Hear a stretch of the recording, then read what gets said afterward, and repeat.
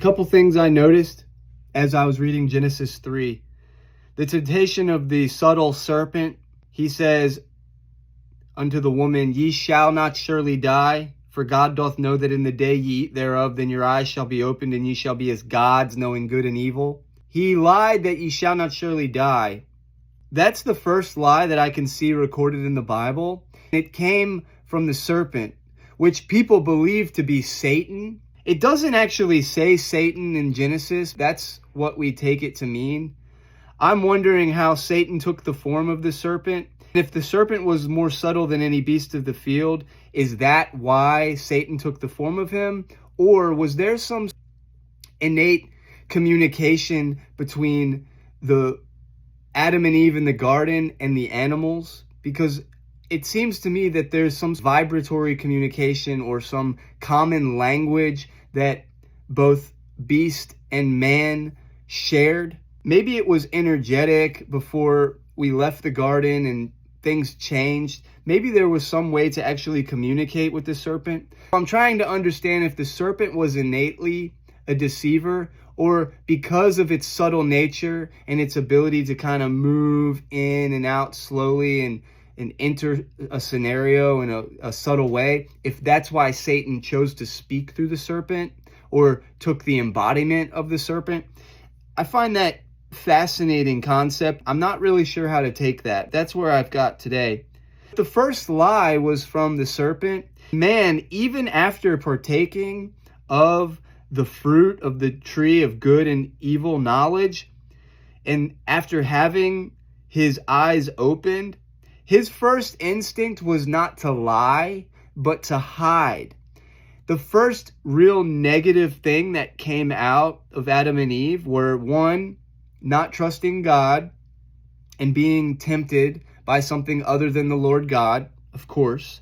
But then the follow-up to that was fear and shame, not guile or the desire to want to deceive God. In verse 14, it says, And above every beast of the field, upon thy belly thou shalt go. Was the serpent originally slithery, or did it have legs or wings? What form was the original serpent? Because it says, I'm going to just take away your legs, basically, or take away your wings. You're going to crawl on your belly for the rest of eternity. Of course, verse 15, It shall bruise thy head, and thou shalt bruise his heel. I will put enmity between thee and the woman, and between thy seed and her seed. Enmity means hatred. And if you think about the innate nature of man, we kind of naturally hate snakes. Most of us do. And the ones that don't hate snakes like them because of their nature, their slithery fascination with them. They like them because of the novelty of the snake. But we as a species typically tend to really dislike snakes. So I wonder if that was put into us at the beginning. And of course, through the cross and resurrection, you could say that's Jesus crushing the head of the snake and bruising his heel. You could say that bruising his heel was him being crucified, but it's only a bruise because he raised again right afterward. I also like that before God kicked them out of the garden for being so disobedient, he made coats of skins and clothed them. So his act of love was not to leave them high and dry as he kicked them out of the nest, if you will, but to clothe them and give them shelter for their nakedness outside of the garden. He prepared them before he kicked them out. And then it says, Behold, the man is become as one of us, plural, to know good and evil. And now, lest he put forth his hand and take also of the tree of life and eat and live forever, he needs to go. So I find it interesting that the subtle serpent didn't follow up the temptation to eat from the tree of the knowledge of good and evil with an immediate, now go eat from that tree of life right over there.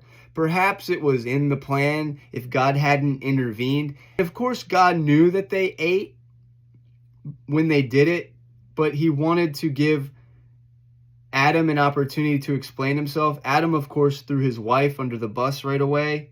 I also find it interesting that the serpent went after Eve first, as if he knew instinctively that she would be more easily manipulated. Eve was the one that convinced Adam. And if you look in our society, at least I can speak for the American society, oftentimes the political and socioeconomic aspects of our country seek to convince the wife first. If you look even during COVID, for example, it seemed to me that it was the women that were more easily convinced of the danger, or easily convinced to get intervention for the virus, or the feminist movement and all these things, the working and being in the workplace. All of this stuff seems to convince women first before it convinces man as a whole. Not in every case, of course, but it seems to me that Satan convinced the woman because the woman has more sway over the individual man, but the man as a whole can't be as easily convinced, or the man to man can't be as easily manipulated. So they go after the weakest aspect of the union first, so that it seeps into the rest of the household, if you will. You might not like me for saying that. That tends to hold a lot of water, what I just said. And then verse 22, as I said, they were going to eat from the tree of life, and so God kicked them out. Why didn't they do that beforehand? That's what I find so interesting. So the tree of life would have caused them immortality, and the tree of knowledge gave them eyes to see all sorts of things that really aren't necessary for you and I to see as just humans on earth. We're here for another purpose, perhaps not to dissect everything and need to know everything or see the evil aspects of life.